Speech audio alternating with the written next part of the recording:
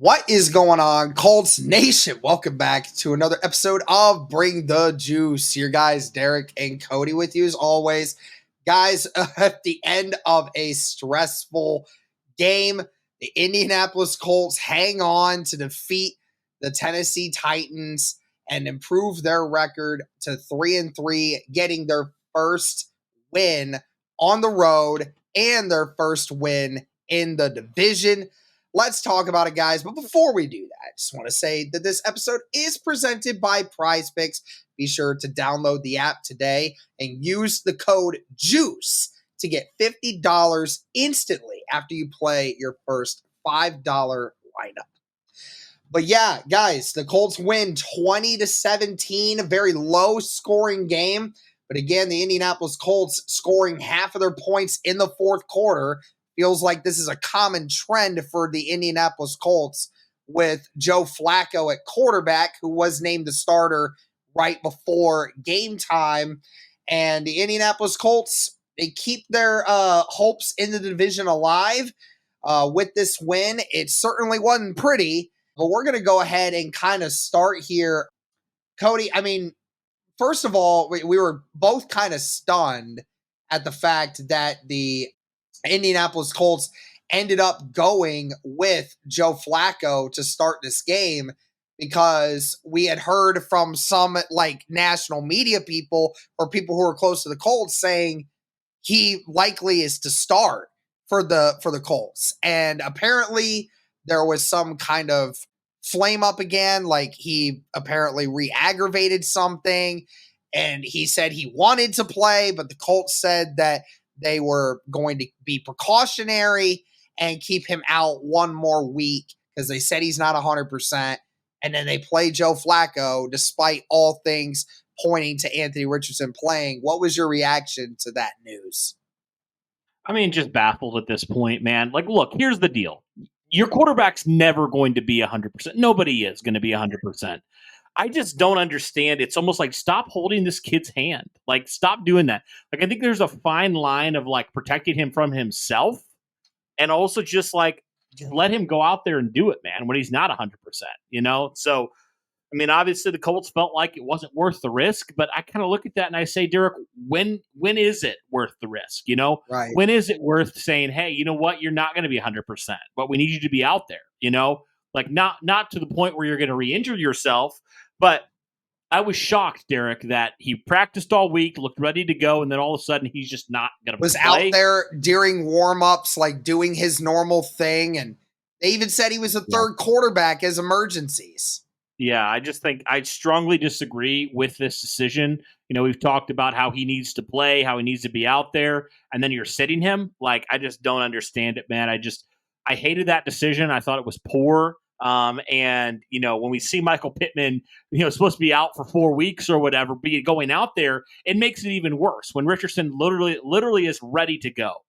That's what's the most frustrating part. The way the Colts have managed this, it was so frustrating today. I just didn't agree with what they did at all when it comes to that. I just think it was just honestly a little cowardly, in my opinion. It was definitely, I see it both ways. Obviously, we want to be smart with Anthony Richardson, but I mean, you're right. Like, he practiced all week, regardless if it was limited participation most of the week. He did practice all week, and everyone was saying, "Oh, you know, like he doesn't look like he's nursing a hip to me." And even during the practice or the warm-ups, he looked fine. He was like saying, "I wanted to go out there." I mean, unless he was like to the point where he was very much immobile from that point, I felt like you should have went out there and did it with him. Because, like, again, if Joe Flacco's old ass can do it, then Anthony Richardson's hobbled self can do it too, right? Like, I mean, Anthony Richardson hobbled is still twice the athlete that Joe Flacco ever was, right? And I heard a lot of people saying, "Oh, you're playing this amazing front and this amazing defense of the Tennessee Titans. Oh, you don't have the running back." Like, there's going to be games where Anthony Richardson doesn't have his running back. There's going to be games when he's playing an elite front. We can't just not play him because we think, oh, potentially he might get hurt. Like, that's the whole point. He needs to get these reps. He needs to play against teams, even if he's not 100%. Like you said, there's a limit, obviously. But if he's able to practice all week and was able to do warm-ups as well, Cody, then this guy should have been playing. He should have. I will go to bar with that. Again, Anthony Richardson wanted to play. I don't think that this is in any way a knock on Anthony, because, again, he wanted to play. That is just on the coaching staff for allowing that to progress as far as it did, and then to make a last-second split decision on that. I just felt like it could have been better. But nevertheless, we digress. The Colts went and won this game without him. Let's talk about Joe Flacco here for a second.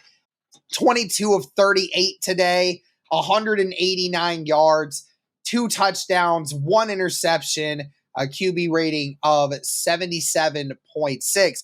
Cody, it's kind of funny because this is the worst start for Joe Flacco in, I think, his last 6 or 7 starts. I think in the last 6 games that he's played, he's averaged over 300 yards passing against every team. So this was definitely one of those games where Joe Flacco was not at where we had saw him the last couple times he's started for the Indianapolis Colts. And I know a lot of people will be like, oh, well, look at him against the Steelers. Again, he didn't start against the Steelers. But this felt like a game where Joe Flacco did kind of come back down to earth a little bit. People were starting to be like, oh, Joe Flacco, he's the answer this year. I mean, you barely won with Joe Flacco as your quarterback. He had some good plays. I felt like overall it was a solid day. I enjoyed some of the decisions he made, from like throwing that pass to Michael Pittman that he caught. Again, you just let Michael Pittman do his thing. But there were a lot of missed throws today from Joe Flacco's standpoint. It was definitely the most inaccurate day that Joe Flacco has had outside of the Houston game last year, where he was looking terrible against Houston. This might have been the most inaccurate game that Joe Flacco has had in the last 2 years of him playing football, because it was bad in a couple areas. Screens were getting missed, multiple passes thrown out of bounds, never giving Alec Pierce or Adonai Mitchell a chance, and also a missed touchdown, 2 missed touchdowns deep down the field to Doolin and Alec Pierce. So again, solid day, but he definitely left a lot out there on the field. Yeah, I will say this. You won in spite of Joe Flacco, not because of Joe Flacco in this game. Let's just make that clear. Like, yes, there was a couple passes, but Joe Flacco wasn't the reason. Like he was maybe a week ago why you were in that game, he was not a reason why you were in this game, right? You mentioned it. Like, he had multiple misses. He had some bad misses. He had a really bad interception. And he just gave the Titans life. So you're like, man, if Joe Flacco would have even been competent in certain areas today, right? This is not even honestly a ball game. Like, the Colts are up by double digit scores. He missed that one touchdown pass, when the Colts got the ball back and they went 3 and out, and he just completely missed the wide open receiver. I believe it was Alec Pierce. He completely missed him. So again, yeah, it wasn't great from Joe Flacco today. I mean, he had multiple mental errors today in a lot of areas, right? And I think he knew that. He knew that he missed some throws today. But yeah, man, Joe Flacco, when it mattered, I mean, he made that nice throw down to Michael Pittman Jr., at the end of that game, around the 2-minute warning. And really that kind of helped you seal that game in a lot of ways, and allowed you to run it down to basically giving the Titans like 15, 20 seconds at the end of that game. Yeah. So, I mean, he had his flaws today. He wasn't perfect. But, Derek, can we just put there's a quarterback controversy in Indianapolis to bed? Like, can we please just put that to bed? I think that's just been such a stupid narrative from the beginning. And I just hope that we can put this to bed saying, no, Joe Flacco, while yes, in relief, he's a good backup, he doesn't need to be the long-term starter. I mean, there's a reason they brought him in, and they were the only one that offered him a contract, because he's nearly 40 years old. As good as he played last year, it's like, yeah, he's not supposed to be the long-term starter. He's not supposed to be the guy this year. He's supposed to be that veteran that can come in and play when needed, right?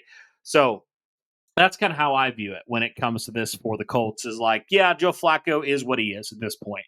Like he's going to have some high highs like he did last week. But I mean, Derek, let's not pretend like Joe Flacco was insane last week. He had a couple big passes to Alec Pierce in that game late.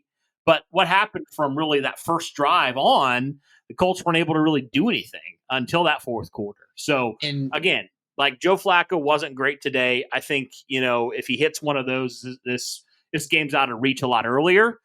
But again, he made that pass at the end of the game when it mattered, and so helped you secure this win. So, I mean, but let's just be honest. He's not the guy moving forward, and he shouldn't be the guy moving forward. Yep.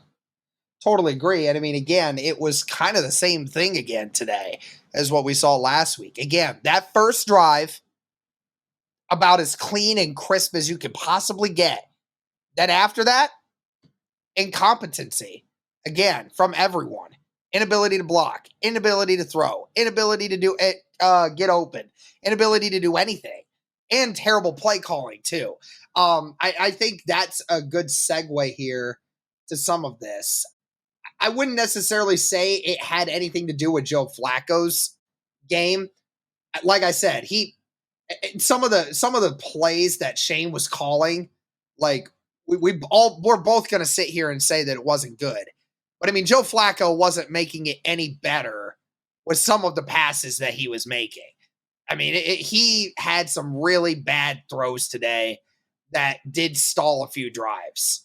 But in totality, Cody, I mean, it was bad today from a play calling perspective. There was a couple things that had Joe Flacco hit. We might have been looking at it from a little bit smaller of a lens, but we saw again, that first drive, it looked as clean and crisp as you could possibly get. And after that, it was screen. And we're just running screens. And obviously, you couldn't run the ball up the gut.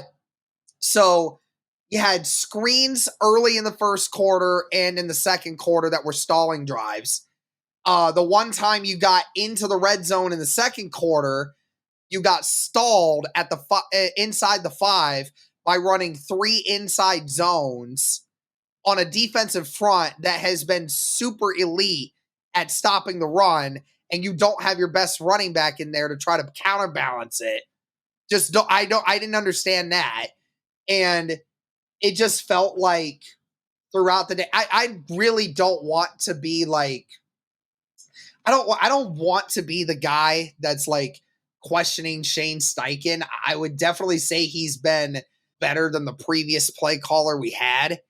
But this year specifically, I don't know what it is. I don't know if it's because the Colts fans are just being extra picky about how we're seeing things, or if it's really been that bad to where it's like in certain situations, we're just kind of like, what are we calling here? What are we doing? Why are on a 3rd and 10 and on a 1st and 10 are we running a screen?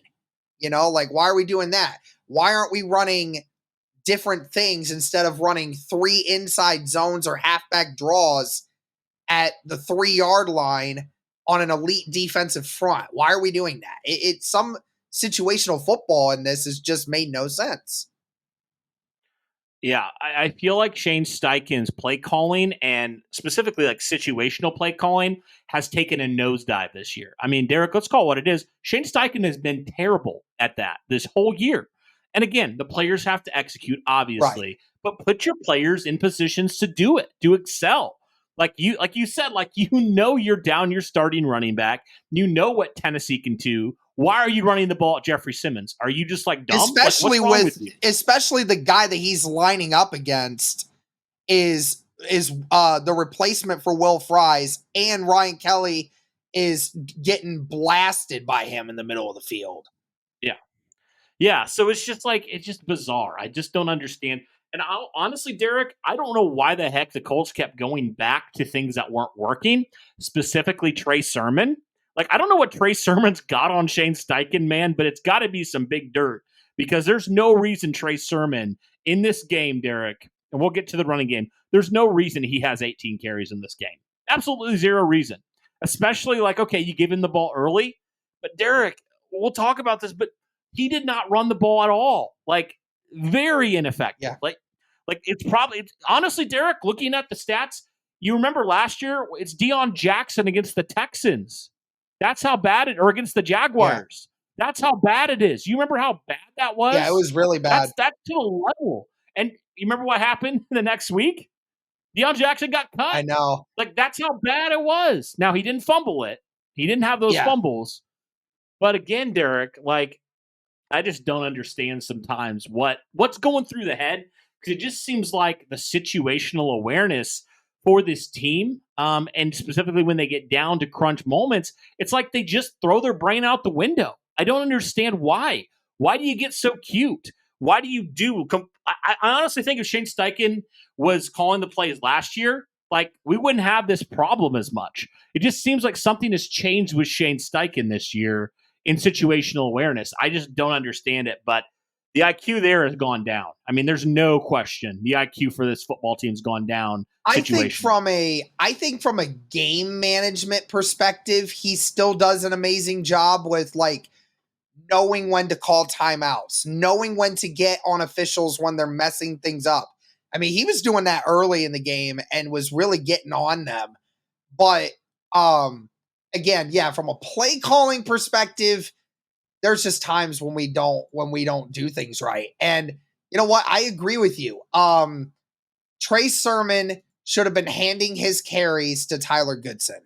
100%. Absolutely. Tyler Goodson should have been RB1 in this game, and it's not even close. I mean, listen, besides that 11-yard rush on the last drive in the first half for the Indianapolis Colts, where we went down the field and we got 3 points, he ran the ball 17 times for 18 yards. That's terrible. Absolutely terrible. I don't even care if we're struggling to move the ball. I mean, that's terrible. I mean, that's something that there's a difference with. You could see it when Goodson ran versus when Sermon ran. And you even saw it, Cody, on the same drive. When Sermon had that ball on the last drive of the first half, that first play, when he ran it, it took him a half second to hit that hole and burst out, right? On the next play, Goodson, I mean, he just burst through that hole. I mean, he didn't even think about it. He went, and that resulted in him getting 3 times the amount of yardage because he didn't have to think about it. He just went. And that's the problem right now. Is I'm not saying Sermon is a bad running back. I think in certain situations he's a very serviceable back. But as far as like with who was running the ball better, Goodson should have been getting the ball. But I mean, the sad part is too here, Cody, is that Goodson, despite that, I mean, Goodson didn't even have a great day running the football either. When outside of that 33-yard run that he had, again, an amazing run, and it was a huge play in the game, he had 7 carries for 18 yards. He averaged 2.5 yards a carry. And Joe Flacco didn't do anything. So, like, your running backs had 26 carries for 78 yards. I mean, you averaged 3 yards a carry at best. And if you took away the one really big run Goodson had, you averaged less than 2 yards a carry. I mean, the run game was non-existent in this game, Cody. And I don't know. Who do we blame for that? Do we blame the offensive line? Do we blame the scheme? Do we blame the play calling? Or do we just chalk it up to the fact that the Colts don't have Anthony Richardson or Jonathan Taylor, and it's just massively impacting this running ability? I think all those are factors, but Derek, you didn't even mention one. Blame the GM. No notable move at running back when you lost Zach Moss, who we know what he did for you last year, right? Like, running backs, like, we know, like, running backs are banged up all the time. And the fact the Colts did nothing is just still kind of baffling to me, that they didn't even try to add anybody. You know, not even like another guy that can just be in the mix. Like, no, they just sat on their laurels and just let it happen. And I just think they kind of had too much. Again, this is a very common thing with Ballard. Too much blind belief in their own guys. Like I do think that, and I just wish they would have done something else. Like because we've seen when they've actually made moves and tried to get some running backs, like they've actually had some decent success. So I don't know. I just wish they would have done something like that. But I do think it is a combination of all those things. I really, really do. So that's just a bummer. And really, it's kind of sad, Derek, because Tennessee actually was a team you could run on, and they really weren't able to. So it's a little bit concerning. Is like if JT misses time, like you don't really have a lot of confidence in the other guys right Yeah. now. It's kind of little makes me a little nervous. Is like, and people who may ask, like, it wasn't just a Titans thing why we didn't run the football as much?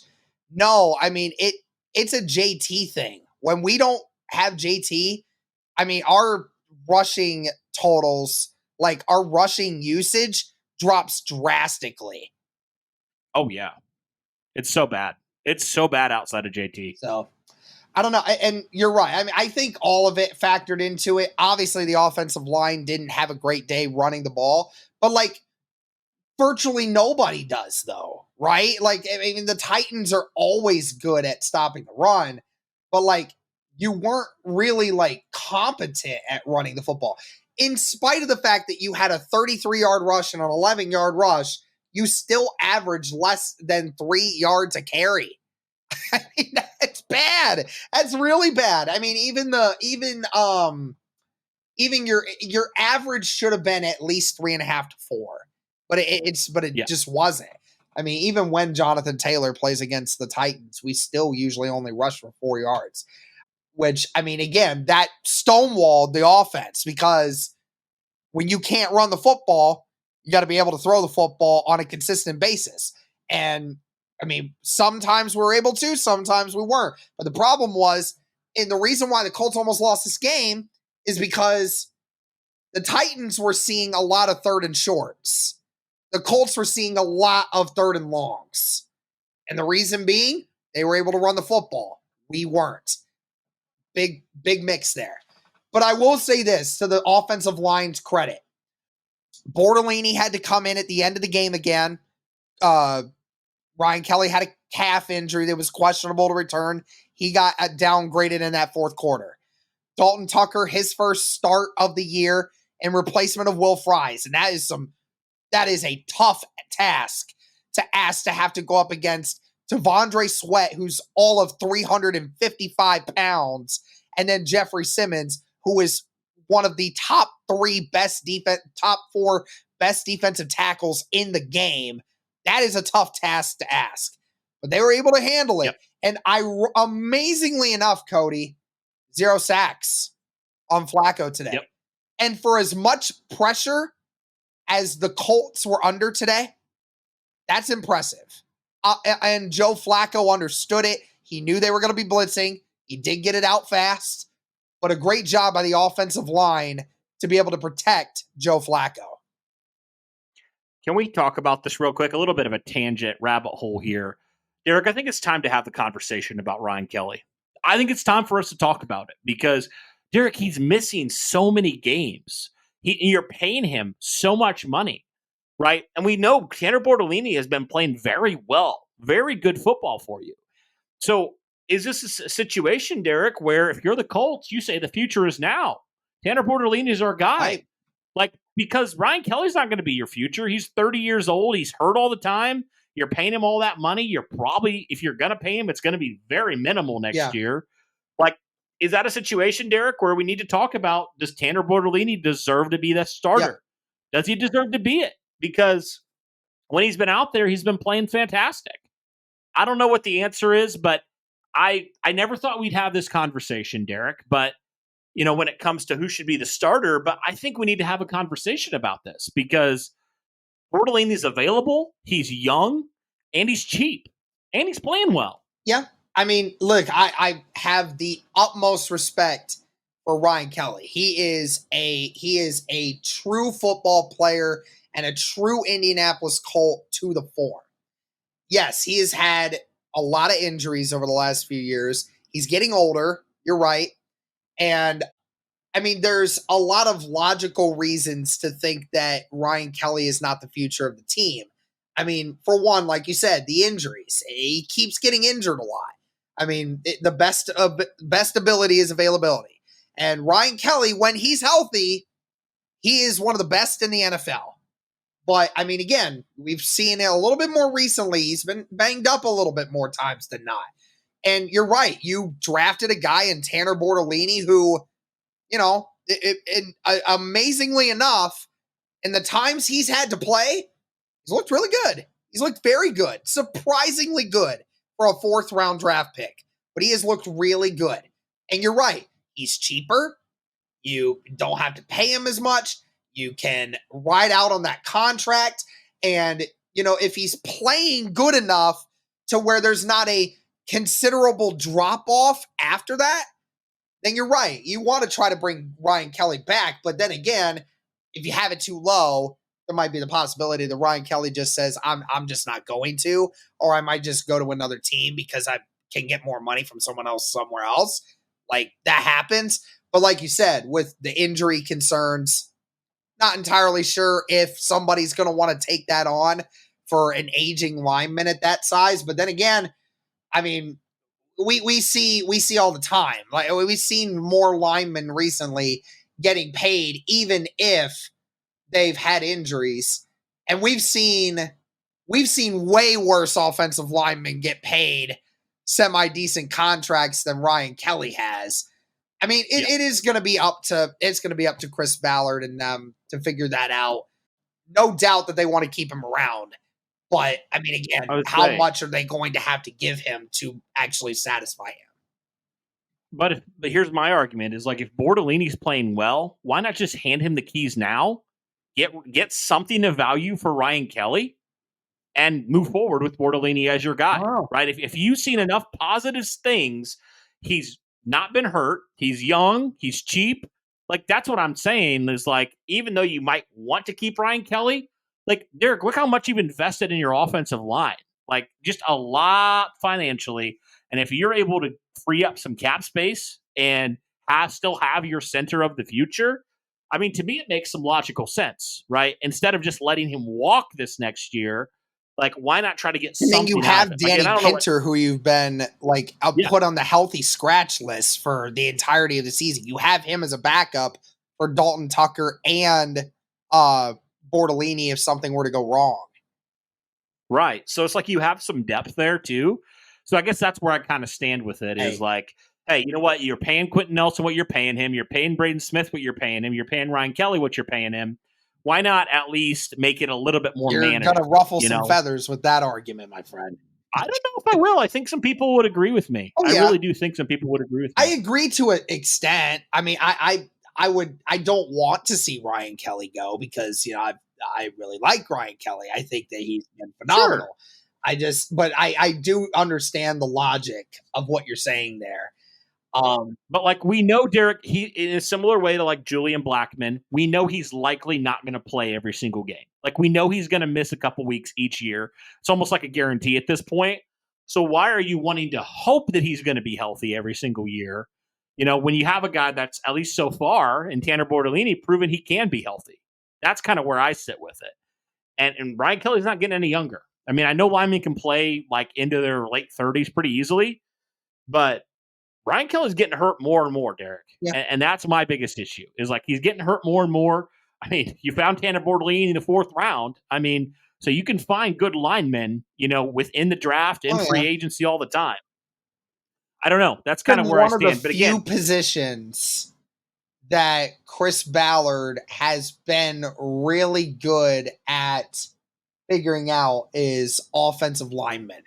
It's been one of the few position groups where, I mean, remember this entire offensive line was, besides Ryan Kelly, is a Chris Ballard product, right?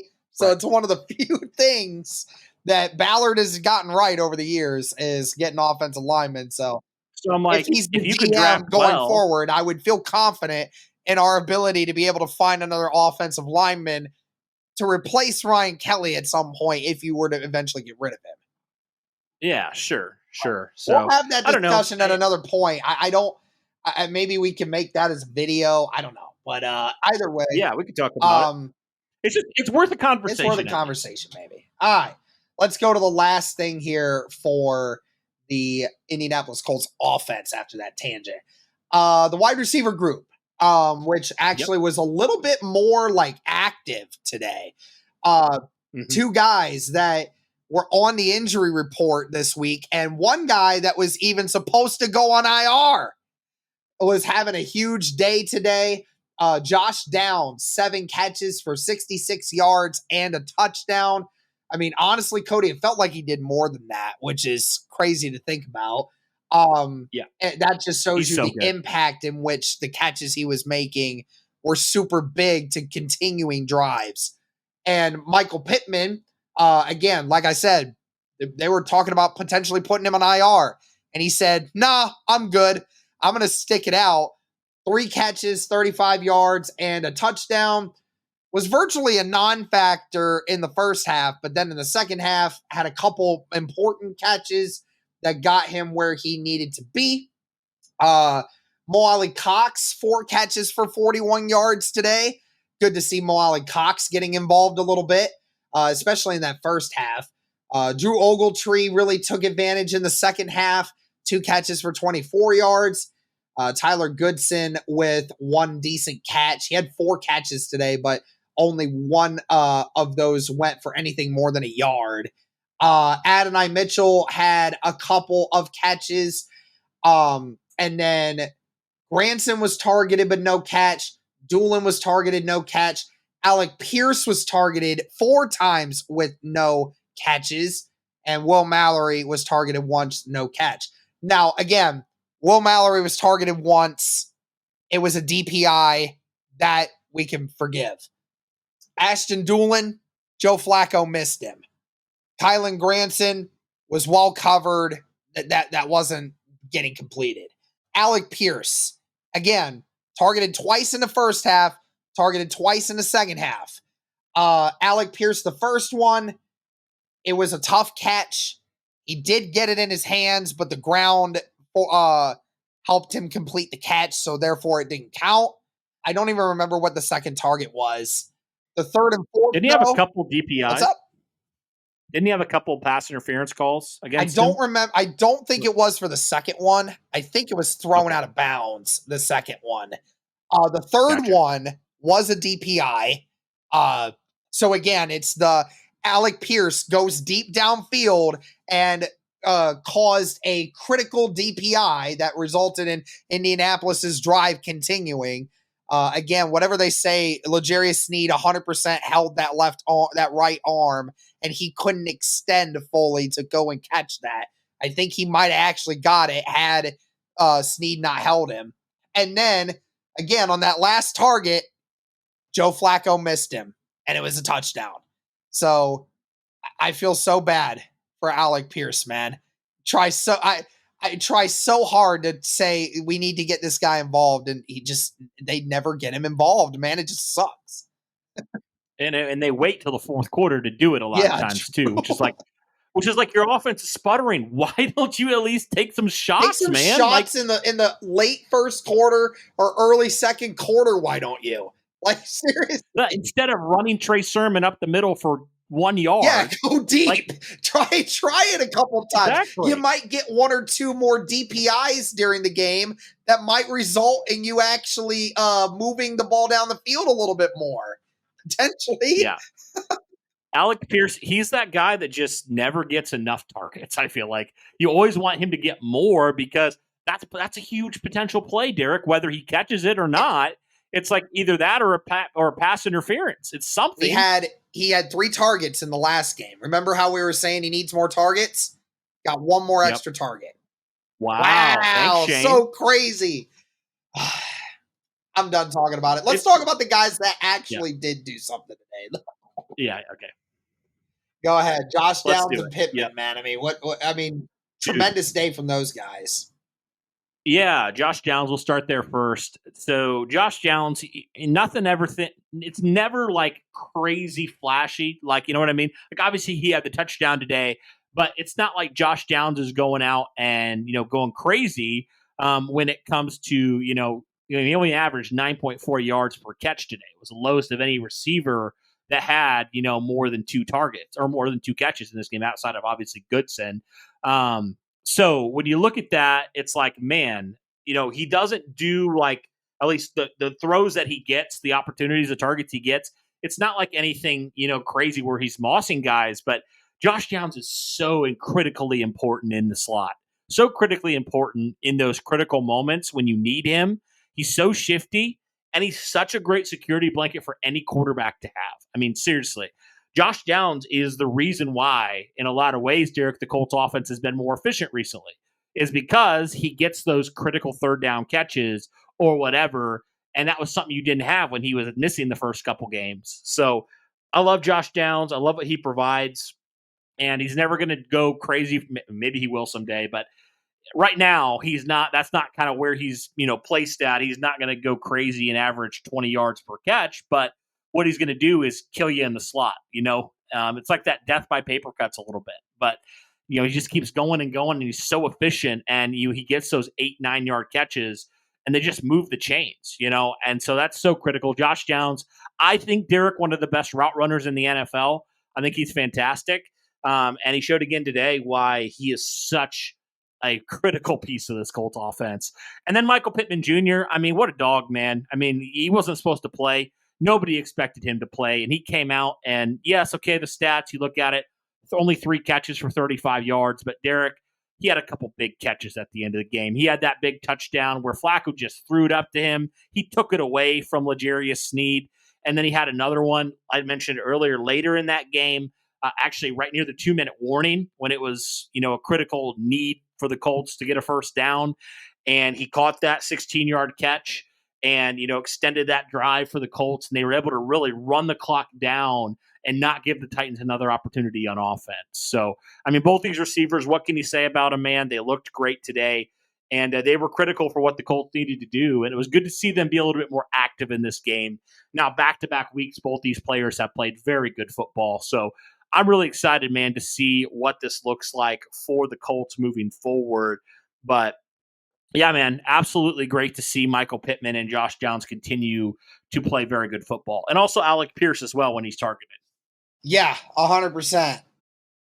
Well, guys, with football season finally getting back into the swing of things, first off, we rejoice. But also, guys, when it comes to Prize Picks, this is going to be a great way for you guys, especially, to check out some of the stuff that Prize Picks has. You can now win up to 100 times your money on Prize Picks with as little as 4 correct picks. You heard me right. Only 4 correct picks. You can win 100 times your money, guys, on Prize Picks. Be sure to sign up today and get $50 off instantly when you play $5. You don't even need to win to receive the $50 bonus. It's guaranteed. So if you're looking specifically for the Colts stuff, that's definitely something you guys should check out. But if you're looking for, like me, more NFL stuff, there's all sorts of stats and stuff that you can check out and make your picks. And there's definitely guys that are very consistent, like Jonathan Taylor against the Houston Texans, that you really feel like you can probably feel pretty good about overall, right? And there's some other ones where you're like, I don't know if I would take the over on that. I don't know if I would pick them to hit that margin, right? So, guys, be sure to go check out all that stuff on Prize Picks. It's only a couple examples. There's all the different odds that you could hope for when it comes to that for Prize Picks. So I highly encourage you guys go check that out, but definitely excited for this season, and hopefully you guys will be following along with us and everything with Prize Picks and what they do. So be sure to download the app today. Use the code JUICE to get $50 instantly after you play your first $5 lineup. Again, download the Prize Picks app today. Use the code JUICE to get $50 instantly after you play your first $5 lineup. Like I said, guys, it's a great way to continue to stay in with week to week life of the NFL, specifically with your favorite team, the Indianapolis Colts. So be sure to do that. Be sure to check out Prize Picks. And remember, Prize Picks, run your game. All right. We can now shift over to the other side of the aisle here. I mean, Cody, I think that I don't know. I think there's a little bit more reservedness of this unit, a little bit this week, just because there were some things that they did good, and there's obviously some things that you still did pretty bad at. Let's start with this. Let's start with this. Let's start with one of the good things for today. Okay, Will Levis, 15 to 26, 83 yards, 1 touchdown, 1 interception. So he averaged less than 6 yards per completion today. In regards to that, I mean, I think that we can give the benefit of the doubt to the fact that Jalen Jones, Kenny Moore, and Samuel Womack, and Nick Cross and Julian Blackmon did their jobs today in a very good way, because we were all saying it, like, how many yards is Calvin Ridley going to get? How many yards is Will Levis going to throw today? And on top of the reason why we should give them credit, Cody, the Colts defense did not register a single sack on Will Levis today. And that is sad. We're going to talk about that here in a minute. But as far as the secondary, how did you feel about how they did? I thought they played very well. Consider all things considered, like you mentioned, no pressure on the quarterback all day, which talk about an absolute failure by Chris Ballard. But anyway, yeah, I mean, I thought the secondary played well. I think you should be cautiously optimistic about the corners if you're the Colts, if you're a Colts fan, because you got two young corners that I think are playing pretty good ball for you right now, Derek. They're not perfect. Don't get me wrong. There were some moments today. But again, Jalen Jones, Samuel Womack, I think they played very, very well. And what a find. What a find in Samuel Womack. I mean, a guy you got off waivers, we knew he had the wingspan to do it. And we know he had the mindset certainly to do it. But he's gone out there and played very good football for you. Derek, maybe this is me just jumping the gun a little bit, but is Samuel Womack the best corner on your roster right now? He's certainly playing like it. I mean, obviously Kenny Moore makes a huge difference, but like as far as outside guys, he might even be better than Jalen Jones right now, I'd like to think. He was locked down a couple times in this game. I mean, on that last drive the Titans had, I guess not the last drive, but the drive before the Colts got the ball. Second to last one, the last full drive they had, I suppose. Jalen, he had a huge critical pass breakup in that 3rd down and 7, I believe it was, that forced Tennessee to punt the ball. And so he had that and a couple other plays where I'm like, man, this guy's locked down right now. He is playing great football right now for the Colts. And he's still a young corner, too. He's a young guy, I think he's 24, 25. So he's got some positive things you're excited about, Derek. And a kid that's gotten an opportunity with the injuries at corner, the bad play of Dallas Flowers. This kid has an opportunity. He's taken it, and he's playing some good ball. This hasn't just been a this week thing. Like the last 3 or 4 weeks, he has played really good football. So maybe the Colts found a steal here with Samuel Womack. He has looked really good. You talked about, the safeties. I thought they looked pretty good. Nick Cross. And then talk about Julian Blackmon.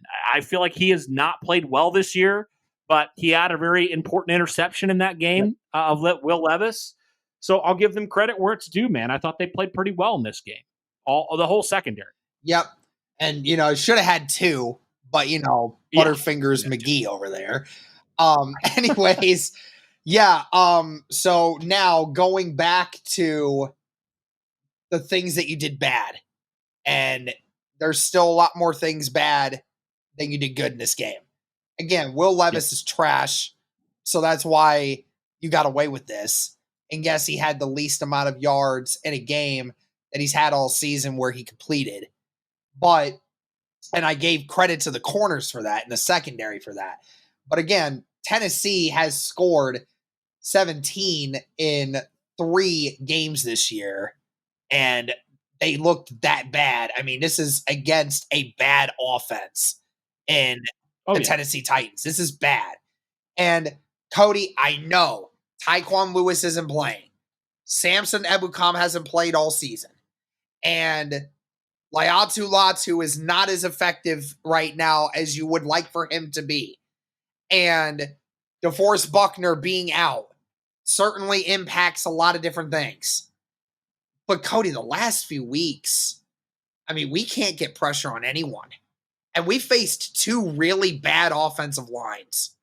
And even at times when the Indianapolis Colts are sending 6, Cody, we still cannot get to the quarterback.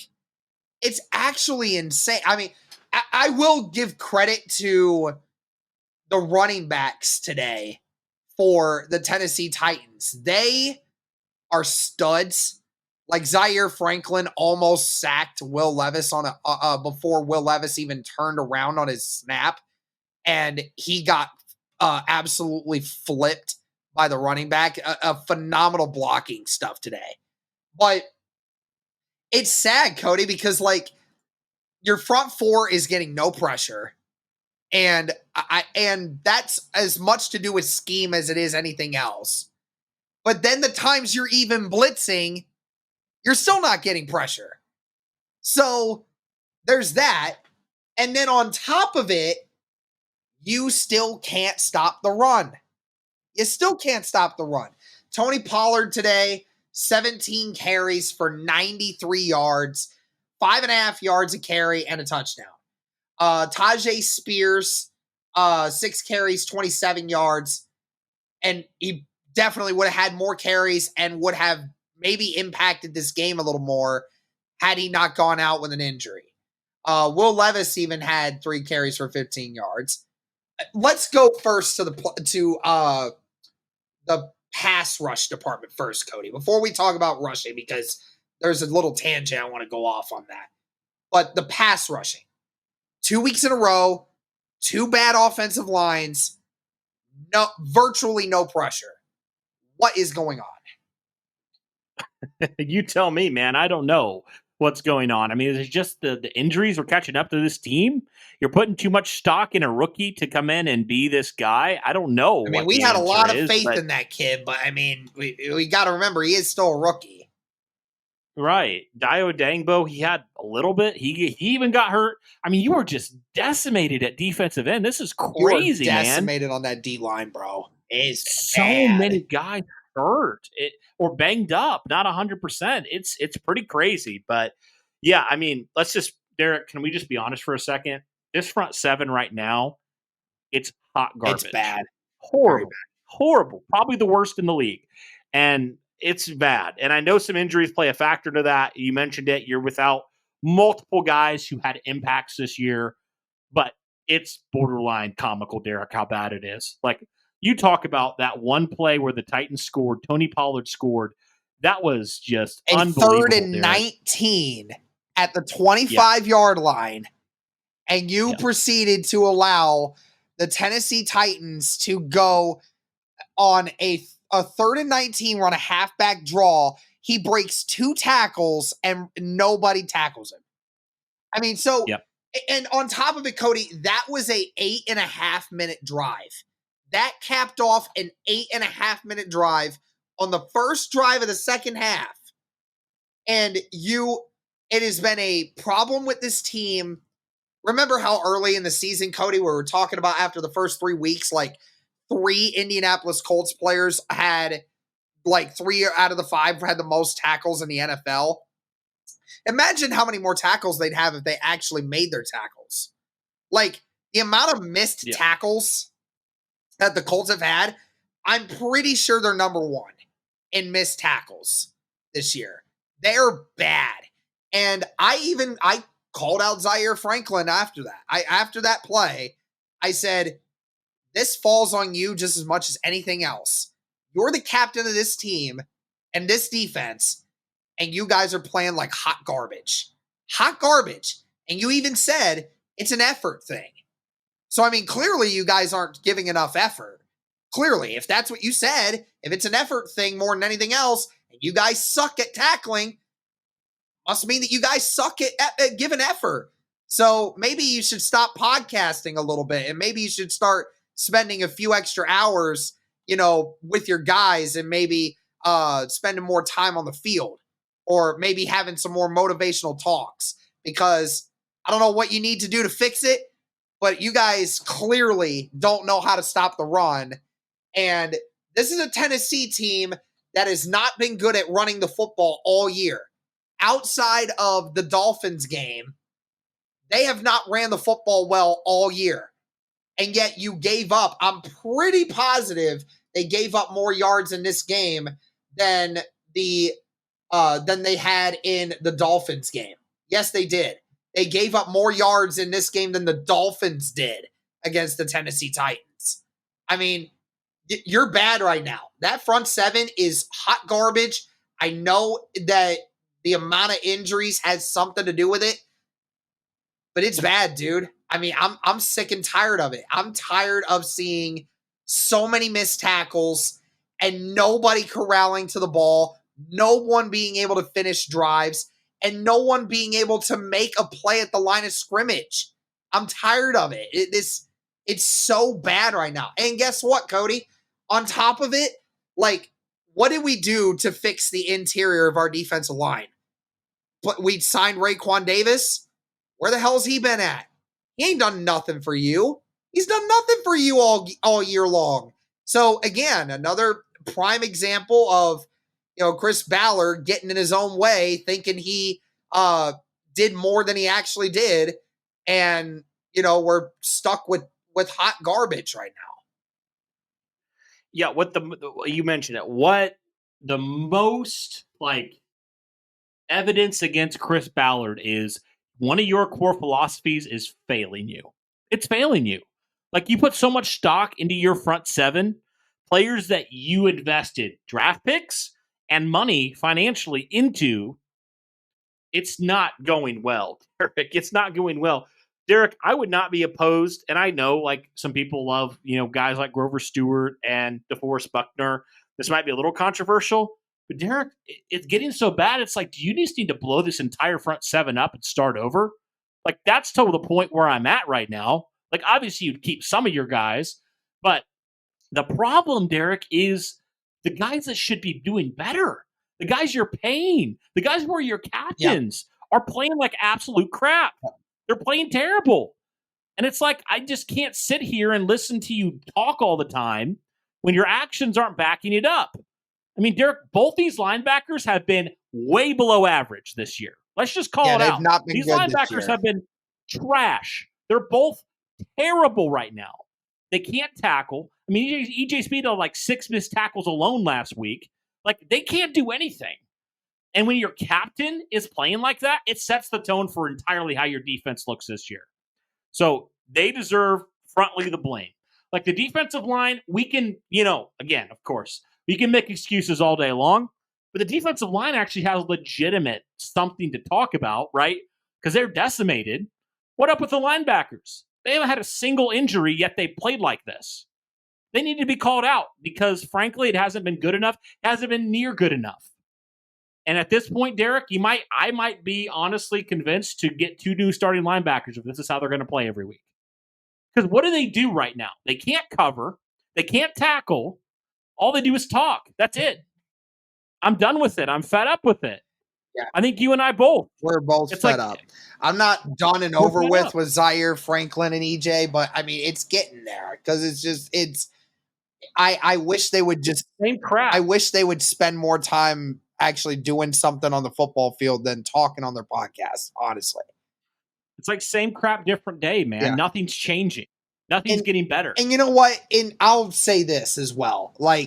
To the point of maybe we're a little too critical on Steichen specifically. I mean, Cody, let's be honest. This team should not be 3-3. I mean, let's be honest. I mean, this is a team that through all of the injuries. You saw the graphic this week. 13 of the Colts' 22 starters have missed at least one game this year. At least. That's wild. So more than half of your starting rotation has missed some time this year in the early part of the season. That's terrible. That's rough. That is bad. And there's been a lot of IRs. There's been a lot of backup guys that have had it. I mean, it's been a rough start to the season for Indianapolis. And yet, on the road, after another disappointing loss to the Jacksonville Jaguars, you go back on the road and not having Anthony Richardson, not having Jonathan Taylor, not having your best offensive lineman of the year so far, and not having half your defense, you still found a way to beat Tennessee. I mean, again, everything pointed towards Tennessee winning that game. I mean, Cody, we saw like I don't know if you checked the Bet US stuff, but like some of these other places were saying, hey, like, you know, at the beginning of the week, Indy was favored to win by 1 point. And then it took a swing when they saw Michael Pittman was about to potentially go to IR. It took a swing a full 4 points the other direction. I mean, people were down on Indy, down. And here we are. We strung it together. It looked terrible at times, but you still won the game. I mean, Shane Steichen obviously is not without his problems, but I mean, in due diligence, this team should be 1-5 at this moment, not 3-3. But then you look at the other side. If you had a halfway competent defense and offense at times, you know, if you had halfway competent situational football, you easily, Derek, could be 4-2, 5-1. You could be. You really could be.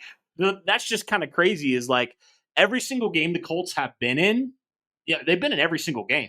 Like every single game they've been had a chance to win. Yep. But situationally, they've just had some moments where they pee down their own leg, honestly. So again, it was very ugly today. I'm not moved by beating the Titans. I don't think you are either. I think we're like, it was the Titans. You're supposed to beat them. Like they're one of the worst teams in football. Like, come on. But yeah, somehow they're 3-3. Somehow we're 3-3. And again, you know, this is still a team that is very banged up. You have a lot of youth in certain areas, but Derek, you also have some veterans who just aren't living up to their contracts. And so I just think, you know, moving forward, you need some of those, like Chris Ballard has said before, you need your star players to play like it. And frankly, there's certain guys that haven't. We've called out a few of them. There's a few more that haven't. You need that. And I think if you start to get that a little bit more, you're going to win some more games. We'll see. But I don't know, Derek. At this point, it's weird. You know, you're still right in the thick of things at 3-3, but you got to get healthy and you got to get some of your guys playing better, especially some of those veteran guys that should be. You don't need to, I don't know what you need to do at this point, but either you need to do that or you need to make some changes, man, because it's every week. It's the same crap. Every week. It's the same stuff. And the crazy thing is, Derek, on the defensive side of things, if you would have told me this defense is struggling, I know we would have pointed to. We would have said, oh, the secondary. We would have said that. It's not the secondary. It's not the secondary crazy. That's the problem recently, which is weird. Don't get me wrong. The secondary still has issues. Oh, yeah. I mean, like, let's be honest. They have their own issues. But, Derek, I mean, there are multiple games this year where secondary wasn't the problem. They wasn't the reason the Colts lost, which is just crazy to say. Now, there were weeks they definitely were. Right. I mean, we're not saying they've been like this all-star unit. No, I mean, last week was a prime example of that. But, again, Derek, it's the same stuff with the running game, with the front seven. I mean, not getting pressure on the quarterback. I mean, that also played a factor last week. But it's players who should be better, who should know better, who should play better, who we've come to expect to play better. It's kind of wild. Yep, absolutely. Well, on one of the longer One thing. Shout out to Rigoberto freaking Sanchez on that last punt. I mean, the dude's a weapon, no doubt. You bring him back. Shout out to Josh Downs too for returning punts today. He was actually very good. Hey, I think he averaged from what I was seeing, he was averaging like 12, 13 yards a return, which is actually very solid for how far back he was getting some of those punts. So, I mean, hey, I'll take it, dude. We're not used to that. Yeah, no, so we'll take that. Special teams. Special teams was not the issue. Special teams was helpful today, which is I know, crazy to think shocking. about. We haven't said that. We haven't said that all year. Matt Gay actually didn't miss anything, which was shocking in itself. But Derek, as much as this is like such a frustrating season, crazy stat here. Okay, you ready? Colts have won 3 of their last 4. Ironically enough, the only game they lost was against the worst team in football in the Jacksonville Jaguars. And we of go course. figure, right? Go figure. Go figure. But as bad as they played, they still have a chance. And Miami's a very beatable team. They could get over 500 next week, which is, just a bizarre statement considering how like angry we've been at this team and how they're still there. It's just insane to me. I think also we can also put some perspective into those 3 wins. Now let's understand here.